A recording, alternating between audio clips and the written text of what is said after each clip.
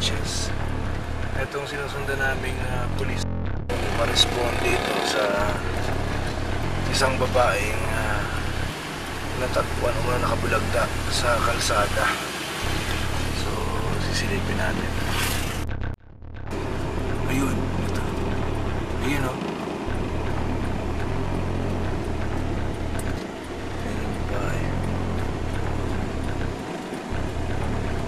Sige natin.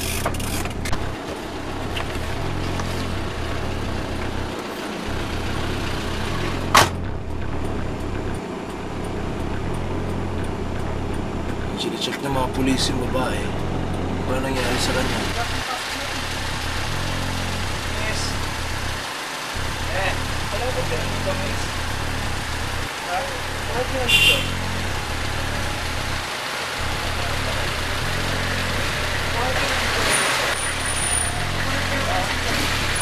Mga taga dito sa may tapat ng establishment kung saan siya nakita, eh hindi naman daw siya kakilala. Kaya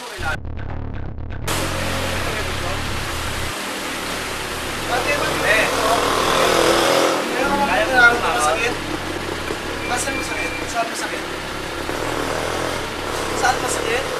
Sa dibdib? Ano nangyari sa'yo? Ano yan? May bangko niyo? Napagkalaman namin anemic pala itong babae.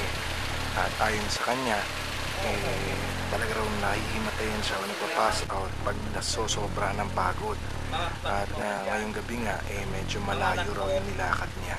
At kahit pagod na, pinilit pa rin daw niya makauwi. Buti na lang ayon sa mga pulis at sila yung nakatsyempo sa kanya. At hindi yung mga masasamang loob dahil kung nagkataon baka raw pinag-interesan pa yung kanyang mga gamit tulad ng cellphone at yung pitaka. So yan, isinakay na siya ng mga pulis, tapos idadalhin muna siya sa ospital bago ihahatid sa kanilang bahay para makasigurado.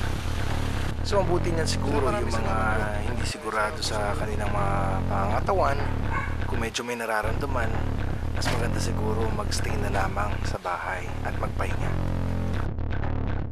Piotr Cablin. First name, sir? Libertine Cablin. Libertine Cablin. Opo. Tsaka si PO1 Benji Alejo.